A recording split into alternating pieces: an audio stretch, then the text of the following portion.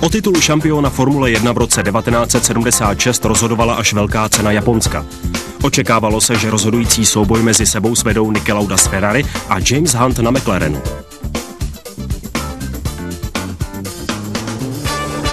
Počasí pilotům nepřálo a na trati to hodně klouzalo.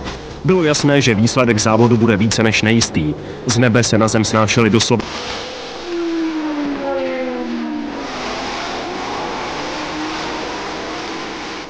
monzunový déšť, ale výsledek závodu nakonec přeci jen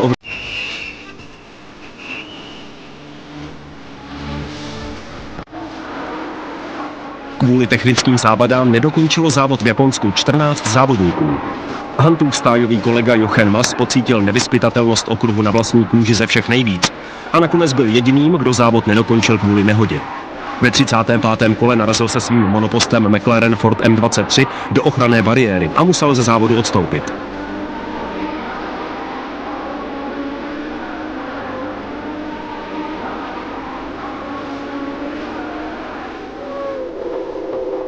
James Hunt zažíval adrenalinovou horečku. Při výměně pneumatik v boxech se Mario Andretti dostal na první místo. Hunt velmi dobře věděl, že pokud chce získat titul mistra světa, musí dojet maximálně na 3. místě.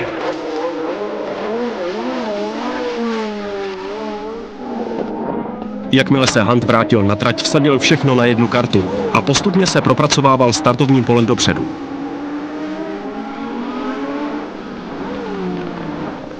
K překvapení všech přihlížejících se to Huntovi nakonec podařilo.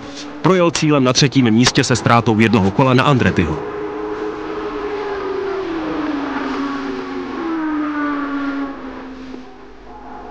Druhé místo obsadil Patrick Depailler s dvounápravovým monopostem Tyrrell Ford. Revoluční řešení, které všichni na začátku sezóny zesměšňovali, dokázalo svou opodstatněnost skvělými výsledky, kterých stáj Tyrrell Ford dosáhla v průběhu sezóny. Před 30 lety hrálo štěstí stejně velkou roli jako dnes. V roce 1976 ho měli víc James Hunt a stáje McLaren. Po velmi dramatické sezóně se spoustou diskvalifikací a různých protestů byly oslavy titulu divočejší než kdy jindy.